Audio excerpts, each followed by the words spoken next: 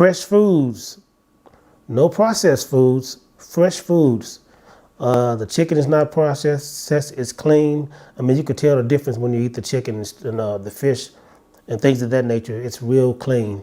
Like I said, no antibiotics or anything because it's coming from their local farmers in the area.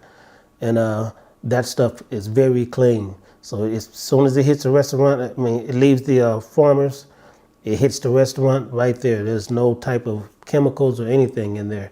And that was a beautiful thing, man.